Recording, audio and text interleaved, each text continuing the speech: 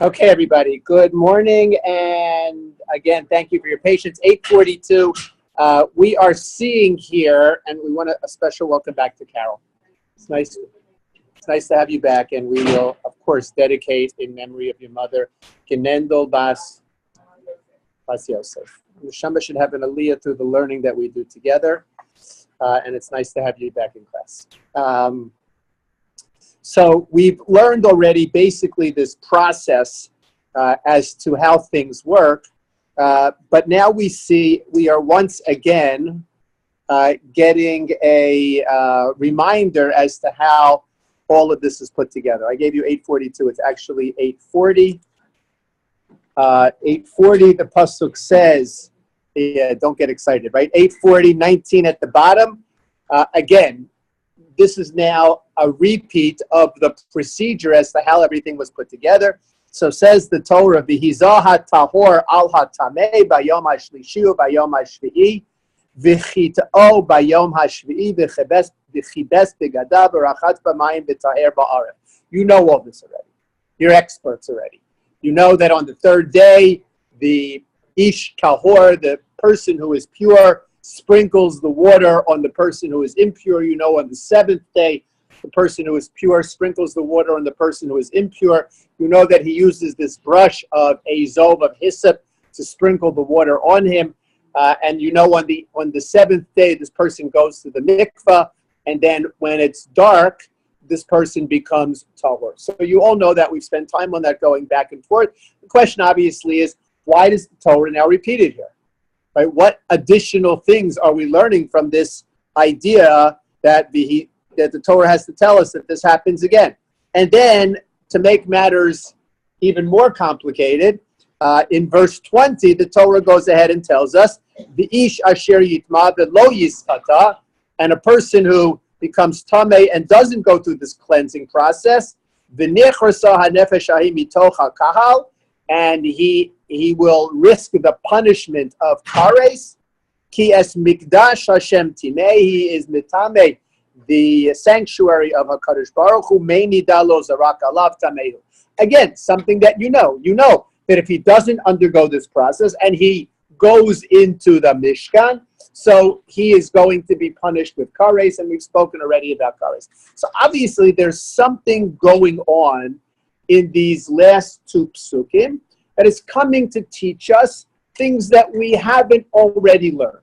Now, it can't be simple pshat because we've already learned this from a simple perspective. So there must be something a little bit deeper which is going on here.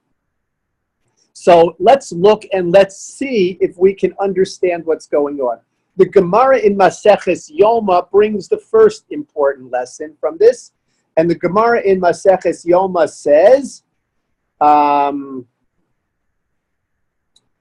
the Gemara, Milamed shetzarich kavana lahazos al davar hamekabel tuma. The very first word says vihizah. Vihizah means to sprinkle. So we know he sprinkles, right? We learned that already. What is to be derived from here? Says the Gemara that the person who's sprinkling it has to have kavana to sprinkle it onto someone who is tameh. Meaning that this is not a haphazard kind of sprinkling. It is a very directed, conscious, thought out sprinkling. That's what has to take place. Okay, so what else is taking place? Obviously, the tameh person is here. The tahor person is here. The tahor person has this paintbrush of hyssop in his hand, and he's sprinkling the water. So obviously, he's sprinkling it on the right person. What are we talking about? So listen to what the Gemara says. The Gemara is telling us that there is a case that we might not have understood that this is coming to deal with. And what is that case? So the Gemara says as follows. Let's say that the person who is sprinkling mistakenly thought that he should be sprinkling this on an animal. A person didn't know the law. Can an animal become tameh? Can your dog become tameh? No, a live animal can't become tameh. In fact, anything alive, any creature which is alive can't become tameh other than people. We are the only things that can, we are the only living creatures that can become tameh. Your horse can't become tameh, your cow can't become tameh, your dog or cat can't become tameh. They can't. But let's say the person who was sprinkling didn't know that. And he thought, you know what? This person died in your house, your dog was in your house, so he thought he needed to sprinkle the dog. Right? He had kavanah. What was his kavanah? His kavanah was to sprinkle the dog. Because he thought the dog needed to, to undergo this process. And he sprinkled the dog. And while he was sprinkling the dog, what happened? He also sprinkled you. You, by the way, you were in the house. You do need this. But you're standing with the dog. He meant to sprinkle the dog. His aim was not so good. And he sprinkled you. What's the halacha? Are you sprinkled? I guess I should say, are you oyster sprinkled or not? Right? So the halacha is no. Right? That you're not considered sprinkled. Why? Because even though you got the water on you, there was no kavanah from the sprinkler. You're the sprinklee. He's the sprinkler. The sprinkler has to have kavanah. He has to have understanding. He has to have motivation. He has to know what he's doing. He has to understand that he's sprinkling this on you for the purpose of you becoming tahor. And if he thinks he's sprinkling it on Fido, and instead you get some of the water on you, so the halacha is not a good sprinkle. He has to now sprinkle on you specifically. So that says the Gemara, that's the first thing. Right? The first thing is that, okay, the ashes have to be sprinkled. The ashes have to be sprinkled on you. Okay, that's the first thing that we have to deal with here. With kavanah, right? With kavanah, that's vihizah. They have to be sprinkled on you with kavanah. Okay. So that's lefichach im niskaben lahazos ala behema vihizah al ha'adam. Right? He intended to sprinkle on the animal, and some got on you. Im yesh ba'ezov. If there's still water left on the hyssop brush, so then yishneh, he should sprinkle it again on you, thinking that this is going on you. Niskaben lahazos al ha'adam. Here's an interesting one. He had thought to sprinkle it on a person, vihizah al ha'behema. And what happened? The water didn't get on you. The water got on the animal. So what happens? Lo yishneh. He's not allowed to, if there's any water left over on the brush, he's not allowed to sprinkle it on you. What does he have to do? He has to dip it again. Come on, what do we care whether he dips it or he doesn't dip it? If there's still water left on the brush, that doesn't matter. So actually, this Gemara is talking about something very interesting. The Gemara is talking to us about the idea of one of the disqualifications of the para aduma. So if you remember back to when we started, one of the things about the para aduma, this red heifer, is that it had to be completely red. If it had two white hairs, it was disqualified. Had to be completely red. All of the hair of this para had to be completely red. And what else? Do you remember what else? No oxen. It couldn't have worked. This para was disqualified if it had ever worked. If it had ever been used, in other words, what does it mean if it had ever worked? Does it mean if it ever had a job? Was it working behind a counter at a McDonald's? What does it mean if it had ever worked? What? Correct. If it had ever been worked, if it had ever been used by someone, then the red heifer was disqualified. You couldn't use this para aduma. So the question is, does that apply just to the cow when the cow is intact? Or does that even apply to the ashes of the cow? Does that even apply to the ashes of the cow? So let's think, what does that mean? What does that mean? Does that apply to the ashes of the cow? What does it mean? I'll get this. Yeah, I'll get That this it could straight. never have been, its designation was holy. So that was it. Once it's designated that way, it can never be even thought in any other way except for that sacrament that it's being used for. We're talking about as it applies to the second edition. In other words, I have these ashes here. I have these ashes here. And what do I do with these ashes? I take these ashes and I sprinkle them on an animal. In other words, that was my kavanah. My kavanah was to sprinkle them on an animal. And what happens? They get sprinkled instead on a person. Right. Is the mixture that lands on the no, I'm sorry. I have kavanah to sprinkle them on. I'm sorry. I have kavanah to sprinkle them on the person, and I sprinkle them on the animal. That's the second case, right? I have kavanah. The first case, I have kavanah to sprinkle them on the animal, and I sprinkle them on the person. So we know the sprinkling wasn't good. If there's still left on the brush, you can now sprinkle on the person, having kavanah to sprinkle on the person. But let's say the other way around. Let's say I had kavanah to sprinkle on the person, and instead I sprinkled on the animal. Now I still have some stuff left on the brush. I still have some ash water mixture left in the brush. Says the Gemara, lo yishna. You can use it. You can't use it. Ah. You can't use it. Why not? What you have to dip it back into the water. Why? Because you have used that mixture on the brush, right? By sprinkling it on the animal instead, you've disqualified whatever was on the brush as sprinkling water.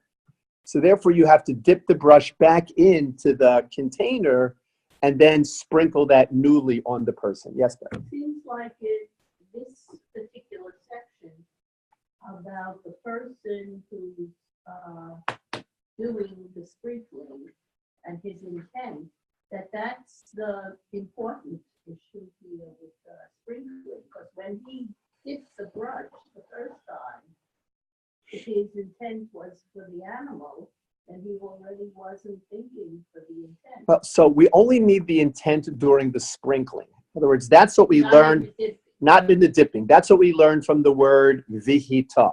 We only need the intent on the sprinkling. Now, I mean, it's a little bit unusual. You think about it, right? That the action was done. The Kohen sprinkled, right? But he didn't do it with the right kavanah. And if he didn't do it with the right kavanah, it's not good. And if it winds up that he had the right kavanah, but he didn't do the sprinkling on the right object, right? It wasn't on an object that was tameh, so then the water that's on the brush actually becomes disqualified. This is just an example of these little minutia that the halacha is filled with. Now, remember, for years and years, this hasn't happened since we've had a Beis Hamikdash. And yet, what have the rabbis been occupied with? All of these details of a procedure that maybe in our lifetime, hopefully in our lifetime, hopefully tomorrow will be applicable again, but so far hasn't been. And although we're hopeful that every day it will be, we don't know. But for generations and generations, for thousands of years, it hasn't been applicable. And yet we've studied the minutia of these laws because that's what this halachic universe that we live in is composed of. It's composed of these details. And when we're learning Chumash and we see that the Chumash repeats something, so we have to figure out why. What's it teaching us? Here it's teaching us that you have to sprinkle on the person who's tameh with kavanah to sprinkle on the person who's tameh. And if you sprinkle on something that's not tameh, you've disqualified whatever mixture is out of the jar. And you have to dip it back in. Okay, number one. Number two.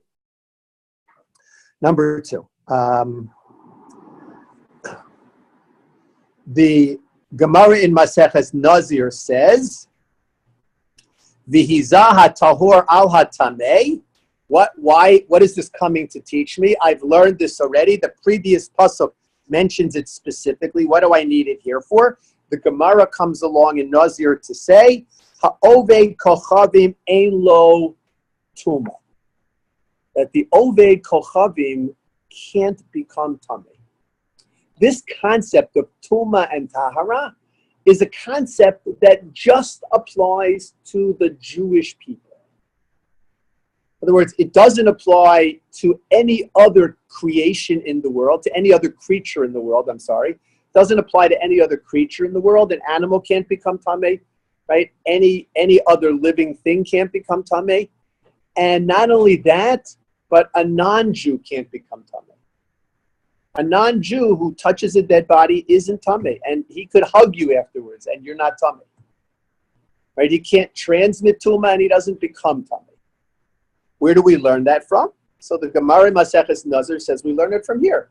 It says v'hizah hatahor al hatameh, that you sprinkle, that the person who's pure sprinkles on the person who is impure. Look at the sentence right before this. What does the sentence right before this say? Sentence 18. It says, "V'lakach ezov," right? That the person takes this hyssop brush, v'taval b'mayim, and dips it in the water. Who is this person? An ish tahor. He's a pure person. And what does he do? V'hizah, and now he sprinkles it. Al ha'ohel, v'al kol ha'kelim, v'al ha'nefashos, asher hayusham, v'al ha'nogea, be'etzem, be'chalo, be'mesa, be'kav. He sprinkles it on whatever he needs to sprinkle it on. Obviously something which is tummy. And then the next pasuk, our pasuk comes along and says, the pure person sprinkles it on the impure person. Wait a second. We just had that. What would have been an easier way, what would have been a more precise way for our pasuk to have started? Rather than say, and the pure person sprinkles it on the impure person on the third day, what should it just say? And he sprinkles it on him on the... We already know who the players are from verse 18. Who are the players? Who's the sprinkler? And Ishtahur, who's the sprinkly? The nefashot, right? Whatever's tameh is qualified as the sprinkly. We know that from verse 18. Why does verse 19 have to come along and now repeat for us? The tahor person sprinkles it on the tameh person. We know that already. That was what we were just told in Chumash. Why does the Torah say this? So there has to be a reason that the Torah is saying it. What's the reason the Torah is saying it? Says the Gemara in Maseches Nazir, to teach me that an Oved Kochavim, that a non-Jew, cannot become tameh. That's the chiddush. That's the new idea which is being taught by this repetition. These words are redundant. The Torah doesn't need to tell us that the tahor person sprinkles it on the tameh person. We know that already. We know that because verse 18 just told us the players. So why does verse 19 repeat it? According to the Gemara in Maseches Nazir, verse 19 repeats it to tell me that a non-Jew cannot become tameh. Now, why would they say that? Why would they say... That a non-Jew's body is not a source of No, they didn't say a non-Jew's body is not tameh. They said a non-Jew, a living non-Jew can't become tameh. Okay. No, a dead body doesn't matter. Okay. A dead body is a dead body. The only thing that's a difference is whether or not the tumas ohel is transmitted by a non-Jew. Everybody agrees that if you touch a non-Jew that's died, you become tameh. Okay. No question about that. We're talking about a non-Jew who's alive. Let's say a non-Jewish funeral director. He's never tameh. Right? A non-Jew touches a dead body is not tameh. Now, does this make sense from a spiritual perspective? If we understand Tumah and Tahara the way that we explained it, according to Rav Soloveitchik, perhaps it does. In other words, it's a spiritual component. It's distancing somebody from the most important value, which is life. So we can understand that. We can understand that. If we say it's what? A convert? A convert is a Jew. A convert is a Jew across the board. A convert is a Jew across the board. There's nothing, right? Once a person goes through conversion, there's no difference. For convert is a Jew across the board. Now, it's irrelevant what religion the dead person is. The dead person was an idolater. The dead person had no religion. It's irrelevant once a person dies and a Jewish person touches him, the Jewish person becomes tummy. Everybody's tummy now. They go home. They go home. They got a funeral director who does the embalming and the makeup and the whole business. You should only know what goes on in funeral homes, right? We, Baruch Hashem, Baruch Hashem, the way in which we bury is very unique, right? And if you talk to funeral directors who are not Jewish, they have a certain respect for the way in which Jews bury, as opposed to many other burials from other religions, other faiths, where they literally, to become a funeral director, I don't know if you know this, to become a funeral director, you have to learn not only embalming, right? You have to learn embalming, you have to be certified in the whole process, but you also have to learn how to put on makeup to a person. You have to learn how to make a person look. You have to learn how to make a dead person look better, right? Or at least as good as when he, right? I mean, they do I won't even tell you what they do, right? I don't want to tell you what they do, right? But from the perspective of after they're done, they go home and have dinner. It's a job. It's a job. It's a job. Yes. So people who prepare the body, a Jewish body, Chebra Kadisha. for burial, Yeah. who are actually working with corpse. Yeah. So they don't become tummy. No, they're tummy. They're tummy. Did you ever go to a funeral? No, I went to You've gone to lots of funerals. yeah, but I You're went to tummy. my parents, I also took. Okay, but let's say you didn't touch a body, right? Have you gone to a funeral? Yes, you're tummy, right? If you've been in a building with a dead Jewish body, as opposed to, I guess, a live Jewish body, right? If you've been in a funeral, you've been in a building with a dead Jewish body, you're tummy. We're all tummy. Everybody in this room, I would venture to say, is tummy with tumas mace, and that's the problem with going on top of Har Habayis, that we can't get rid of that tumas mace. No, even the people who go, even the religious people who go, because it's the place of the Beis Hamikdash. I mean, if we don't go, I mean, I happen to, it's a complicated issue politically, but it's also complicated halachically, but there's a certain sense of not abdicating our rights or our connection to this place. So even the people who go, who are religious who go, have to undergo a procedure. They have to go to the mikveh, right? All kinds of things, ways in which they have to prepare themselves. But even with that preparation, when they go to the very top of Har Habayis, you can't walk anywhere. Even though you've gone to the mikveh, you can only walk in a very limited area. Why is that? It's because, wait, hold on a second. Why can you only walk in this very limited area?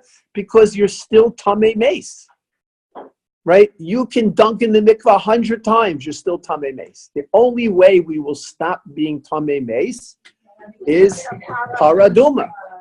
That's the only way in which we'll stop being tamei mace. That's why they keep looking for the red heifer. Yeah, what? Where are they keeping the remnants? We don't have any more. Gone. All been used. It's all been used. You want a good business? Find the paraduma. All right? That wouldn't be, I have to wait. Maybe there is what? Maybe there are ashes of the paraduma somewhere. They say they think the rabbis think that I don't know. I mean, maybe there are somewhere. I don't know. We don't know. TV show about. They had that red heifer in like Russia, and they were guarding him. I mean, you hear all these stories about red heifers and all these different places. I don't know. I have yet to hear a story about a real red heifer. If you hear, let me know. All right? But I have yet to hear a story about a real paraduma. Anyway, but we understand why all the excitement. If there might be a paraduma, we understand why. Now you'll be excited too. Right? Now that you know all these details, you hear, paraduma, wow. All right? So we learn from this repetition. In other words, we learn from this repetition that it needs to be that only a Jew is subject to the laws of Tuma. In other words, only someone who can become tahor can become tamei, right? And since this is directed at a Jew, so then a non-Jew cannot become tamei. And we learn it, according to the Gemara Maseches Nazir, we learn it from this repetition of V'hizah hatahor al hatamei. However, I want to ask you to jump back. Go back to verse 10. Go back to verse 10. Verse 10 in the middle says, V'hayisa livnei Yisrael v'lager hagar b'socham lechukas olam. Right? What does verse 10 say? Verse 10 says, V'hayisa livnei Yisrael. And this shall be for who? The children of Israel. V'lager hagar b'socham. And the ger who is dwelling among them, convert, correct? Lechukas olam, as an eternal decree. Who should it be for? Bnei Yisrael. If we already know in verse 10 that this should be for Bnei Yisrael, because what does it say? It says Bnei Yisrael. We assume Bnei Yisrael is talking about whom? The Jews and not the non-Jews. If verse 10 already tells us that this is a law for Bnei Yisrael, why is the Gemara coming along here in verse 19 and saying, oh, what does this teach me? That these laws of Tum and Tara don't apply to a non-Jew. Didn't I learn that above? Where it says Bnei Yisrael? Not interpretation. I mean, how else can you interpret it? Vayasal Bnei Yisrael. No, I don't mean that one. I mean 19. Yeah, no, 19 is an interpretation. Right, correct. 19 is an interpretation that the Gemara gives. The question that I'm asking is, why does the Gemara give that interpretation if it's already said in the second half of verse 10? Well, that Would seem to be a redundancy. In other words, are they exclusive groups? Sets? Are they exclusive sets? or whom? In our mind, those are exclusive sets. There's no overlapping between those. Jews and types of non-Jews. people. Right. Okay. But maybe there were people who lived among the Jews who, I don't know. No, I mean, we have fairly clear definition of who is a Jew and who is a non-Jew.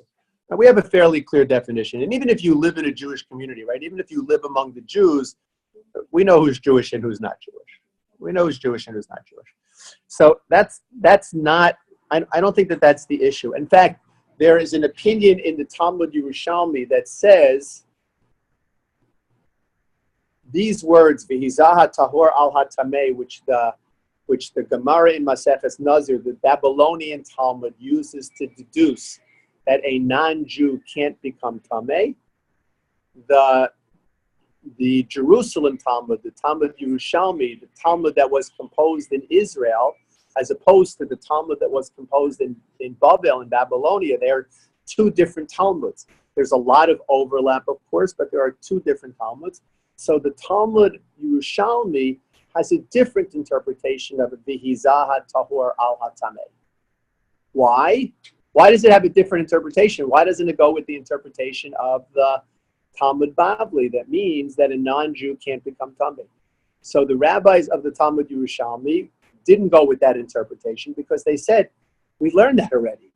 We learned that in the second half of verse 10. And if we learn that in the second half of verse 10, then that can't mean here, it can't mean here that a non-Jew can't become tamei. Because we already learned that. Why would the Torah repeat that? So they come up with a different deduction. And what is this deduction?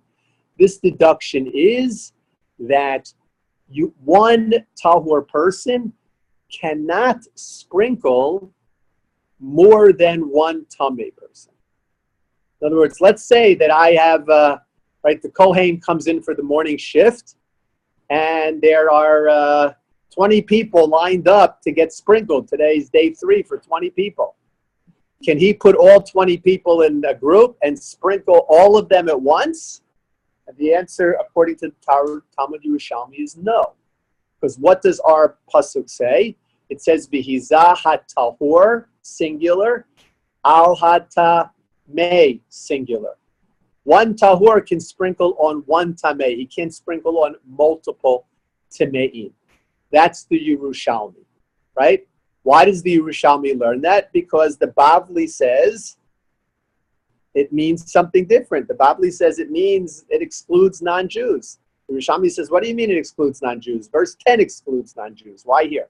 So they have this fundamental debate between the Babylonian Talmud, Talmud Bavli, and the Talmud Yerushalmi, which is not unusual, right? There were two distinct sources of learning. Often there were people who traveled back and forth between them, but they were really two distinct sources, two distinct places of learning. So that's another interpretation that we have here from this, okay, from V'hizah ha-tahor al ha-tameh.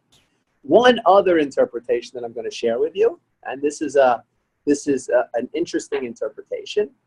So we know that Yom Kippur was a big deal. Yom Kippur was a big deal for the Jewish people because on Yom Kippur, the Jewish people miraculously secured forgiveness from God. By the way, how did we know that we had secured forgiveness? So the Sa'ir La'azazel was a goat that was taken out into the desert to a place called Azazel and was thrown off of the cliff in Azazel and was killed that way. But, okay, how do we know that that worked? Okay, there was a thread that was attached to the horns of the goat and a thread that was hung on the wall in the Beis HaMikdash, the same thread, right? The same thread. When that thread turned white, that was an indication that we indeed had been forgiven. Could you imagine how cool that would be?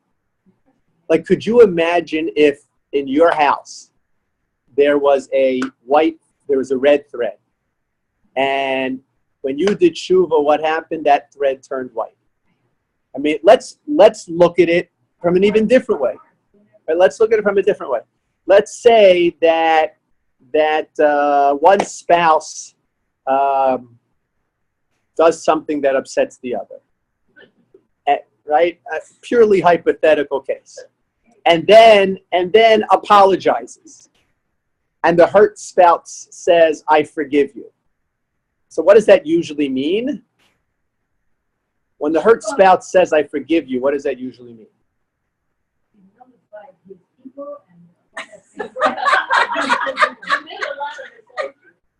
Thelma Halavai, that's what it means. What it usually means when the spouse says, "I forgive you," is I'll get over it, but I'm going to remember it for a long time, right? I'll get over it, right? Well, I don't know that it's an insincere forgiveness. It's a transient forgiveness. In other words, I'll get over it, but I'm going to remember it for a long time. That's what generally "I forgive you" means. Ideally, "I forgive you" should mean I've nullified my ego. And what else did you say? I've nullified my ego and I really do forgive you. And that's true. Often what prevents us from forgiving someone is ego, right? That our ego gets in the way because the person not only did something wrong, but the person insulted our ego. And I'm going to now lower myself to forgive that. So our ego gets in the way. The person, some people, so to speak, is acknowledging that on your thinking. But yeah, but imagine how cool it would be if you, let's say that you said something and upset your spouse. And you said to your spouse, "I'm really sorry, please forgive me." And your spouse said, "I forgive you." And there was a thread hanging up on the wall, right? A red thread. And it didn't change color, right? So you could turn and you could say to your spouse, "Listen, maybe that wasn't so sincere. Look at the thread." And if your spouse said, I forgive you, and your spouse really meant it, then the thread would turn white. I mean, it's an amazing thing. In fact, it's so amazing that they stopped doing it. Why? Because the rabbis decided they were too much. They stopped doing it because we weren't always forgiven. And your behavior had to change. And if we weren't always forgiven, imagine what would happen forgiven by God. We weren't always forgiven by God. I'm talking about the Jewish people. We weren't always forgiven by God. So imagine on Yom Kippur, you've spent the day fasting. You've spent the day davening, right? You know, you've spent the day in shul. And end of Yom Kippur comes and you get into your car and you turn on the radio and the person from 880 CBS says, the thread is still red. Can it get more depressing than that? So Bnei Yisrael would know in the middle of Yom Kippur, right? This goat was thrown over the cliff and the thread didn't change. Bnei Yisrael would know that they were not forgiven. They would be crushed. They would be devastated, Then they still sin. filled with despair. They might as well go have that cheeseburger, right? I'm going to eat. Forget it. You haven't forgiven me. I'm going to eat, right? So in order to prevent that, the rabbis decided that the thread, which was hung in a place where everybody could see it, would be hung in a different place, where it was on the inside, where you couldn't see it. And then they had to stop even doing that. Why? Because people would try to sneak. People would try to peek. And so they had to stop doing that altogether. That's why the Jerusalem red threads, don't get me started. All right? But correct, they stopped that. Well, I mean, obviously, they stopped that procedure because we weren't always forgiven. But it just goes to show that forgiveness is not magical. You could be in shul all day Yom Kippur. And you could not eat all day Yom Kippur. And you can make yourself unhappy all day Yom Kippur. And get in the car and turn on the radio. And the red thread is still red. Right? It's not automatic. You really have to work. We all have to work at it. Right? It's not automatic. But the collective forgiveness of a nation is different than the individual. The collective forgiveness of the nation is different. Okay. So let me take this one step further. So we know that Yom Kippur is so special. It was the day on which the Kohen Gadol officiated at everything. In other words, normally on a regular day, on a Tuesday, there was a family of Kohanim, whoever that family was, that was working those 2 weeks. There were 2-week shifts. And on that day, the Kohanim among themselves decided by lottery, different ways, who would do what particular part. Who would do this part, who would do this part, who would do this part, who would do this part. On Yom Kippurim, only the Kohen Gadol did it. Kohen Gadol, did everything on Yom Kippurim. Right? Every single avoda of Yom Kippurim was done by the Kohen Gadol. Now, the problem was the Kohen Gadol didn't do this on an everyday basis. So what happened? So a week before Yom Kippur, they took the Kohen Gadol to the Beis HaMikdash, and he practiced. In other words, he did these avodas. He practiced doing these avodas so that he would be ready to do them effectively and efficiently on Yom Kippurim. And every day they sprinkled the Kohen Gadol with water of the Para Aduma. Every single day of this 7-day period. They sprinkled water on the Kohen Gadol. Right? We'll put right in another white just in case, no?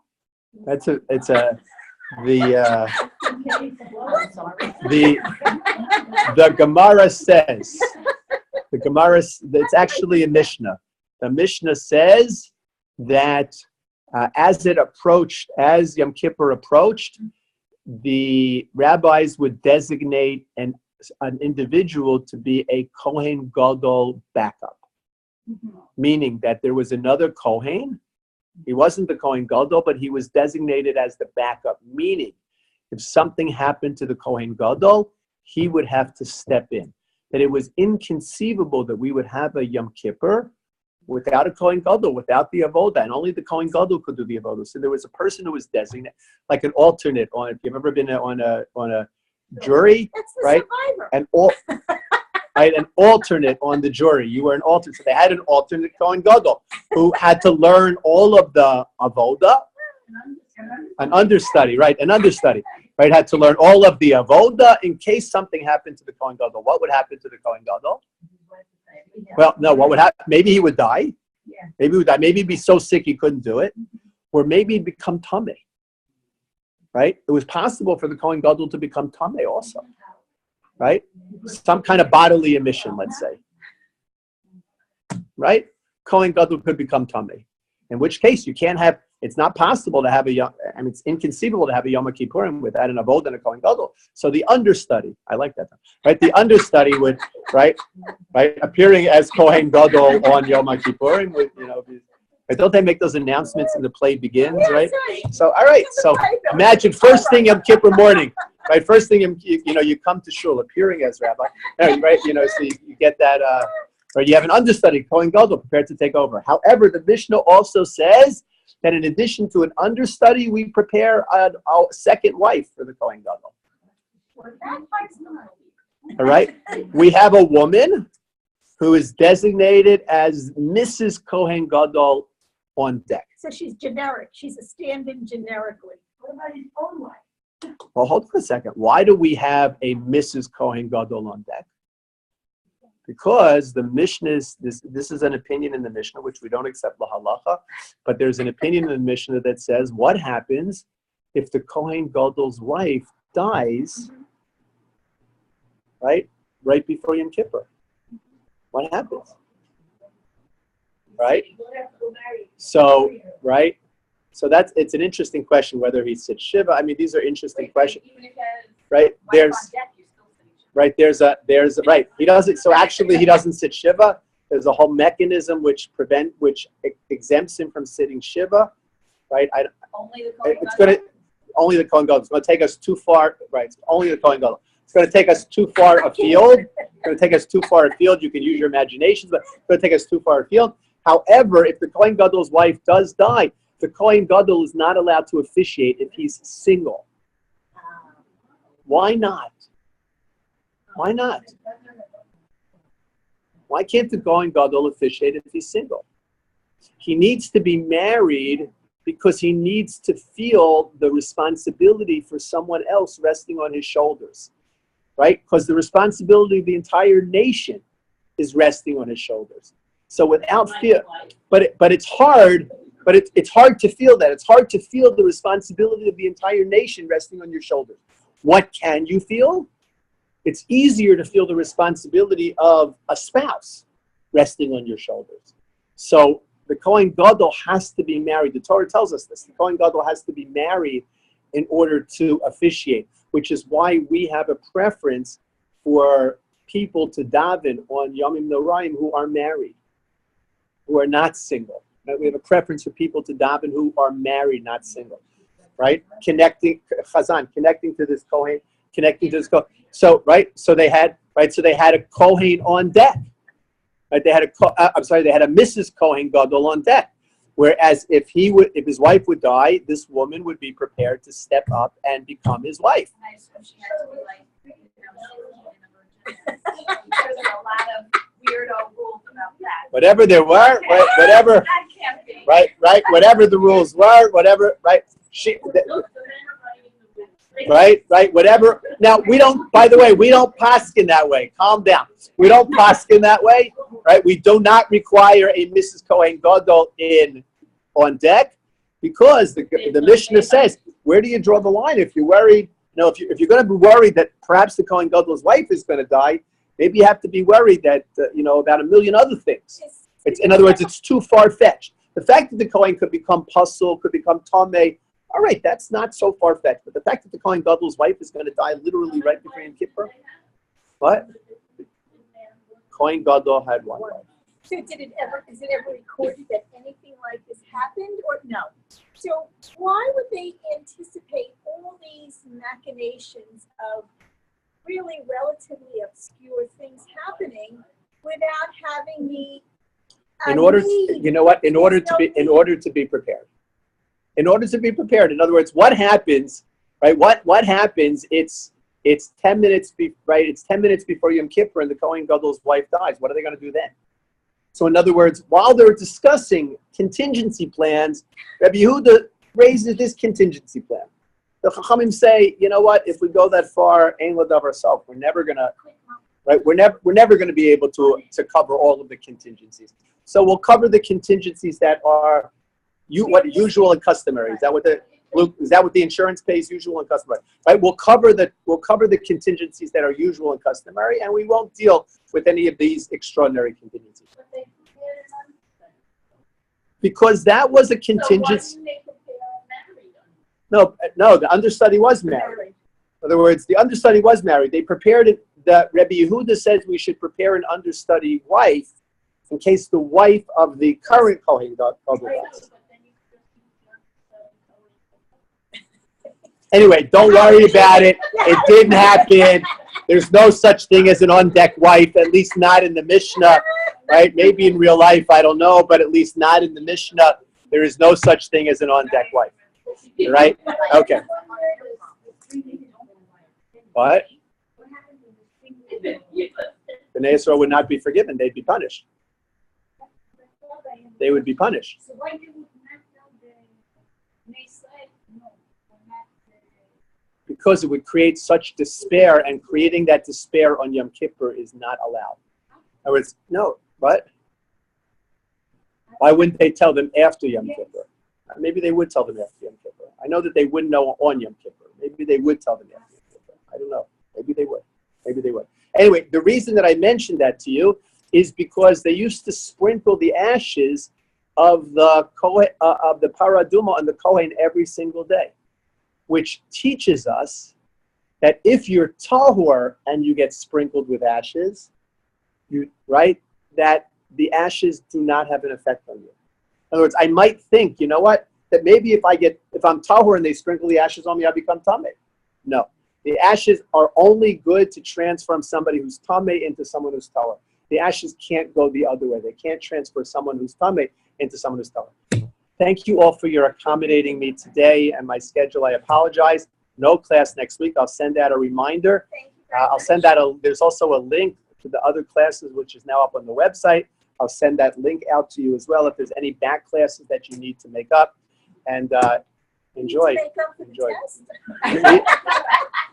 Need to make up. Or you have literally nothing to do for an hour and you want to review a class. Very good. Thank you.